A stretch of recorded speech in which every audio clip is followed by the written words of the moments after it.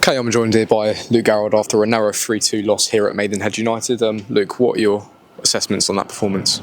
Well, I'm an hour late, so would suggest to you where things have been at with regards to having a communication with the group after the game in the dressing room. I apologise for that, matey. It's probably allowed for me to cool down a little bit because there were spells tonight that is not acceptable. In terms of restarts, for sure. Too often getting first contacts against us in the box, which leads to two of their goals. And in fairness, they could have gone 3-0 up with an opportunity that happened just before we scored our first goal. But yeah, some communication, some home truths to the players, not threats, promises, because the chairman has backed us completely, has given us the opportunity to progress this group, and at the minute it's not acceptable the way we're starting games of football. To be 2-0 down, and I knew exactly what Dev was going to be like today. We've played here many a times. I've played here as a player, managed here loads, and they played the pitch in terms of downhill and uphill in certain ways, but winning duels, winning first contacts and competing, I said to the group in there, it's just not acceptable that we're allowing teams to dominate that side of us, and we're a little bit wet behind the ears on certain things. The pitch is dry, the pitch is quite heavy, that's not an excuse, but we don't play the surroundings, don't play the environment. And I said to the group right from the off, it's not going to be that game today, and we choose to do things that are totally against what was said. So, yeah, I'll watch it back. The group will watch the full game on Thursday, and they can see it with their own eyes, because obviously I say it on the side of the pitch, I then address them at half-time, then address them again at full-time, and I'll show them the clear pictures where I feel we need to improve. And going down 2-0 in such a short space of time at the start of the game, is that your biggest frustration? I can lose games of football because I've lost many of them, but I can't lose them in the manner in which we did this evening. But it's not just tonight. There's been games where I've said to the group, and I preempted my programme notes, and I read my programme notes out to the group at half-time, because there were certain characteristics that I'm seeing in the group that are again evident this evening.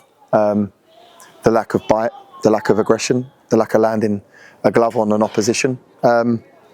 And that needs to improve. We've got people in there that I felt, for Maidenhead, the top of the bottom of their pitch, being their centre-half and their centre-forward, were the differences, and the way in which they played the game. They didn't allow for our centre-forwards to settle.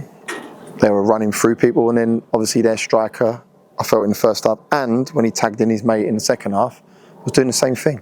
So, yeah, for me, the characteristics more than anything, the scoreline in pre-season is irrelevant. The manner in which you're playing is, the manner in which we're performing is, the habits. And we're now going to be 2 weeks as of Saturday before we touch Rochdale.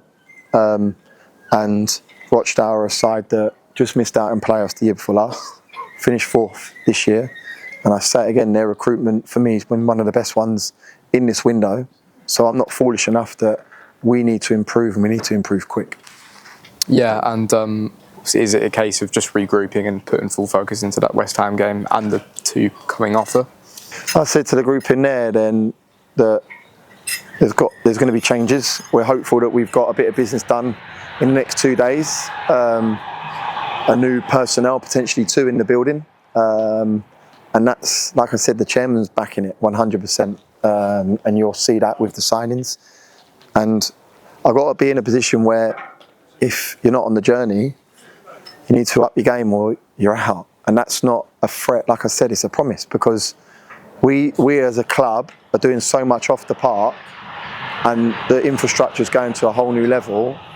We need to marry up with that, and marry up with that quick on the grass, because like I said, the year before last was not great. It wasn't a nice season, and I don't want to be in that position again. And we've got people in that dressing room that were with me on that, and we need to make sure that that's not the case. We need to fix up. We need to fix up quick. And like I said, to be not aggressive, especially in that first half. There's no excuses. You look at the bench, Claydon, Abdul, Benton were on the bench. They're the diddy ones. They're the smaller ones that you'd say, oh, against the Maidenhead side, with the power and their size of player, you kind of understand losing first contacts. But when you've got Femi, O'Connell, Reynolds, Bush, Coxey, Junior Dixon, these are lads that have got height. They should be winning aerial duels, and that wasn't the case. So I can't even legislate for us having a team selection that would allow for the opposition to take control in them duels. Thank you, Luke.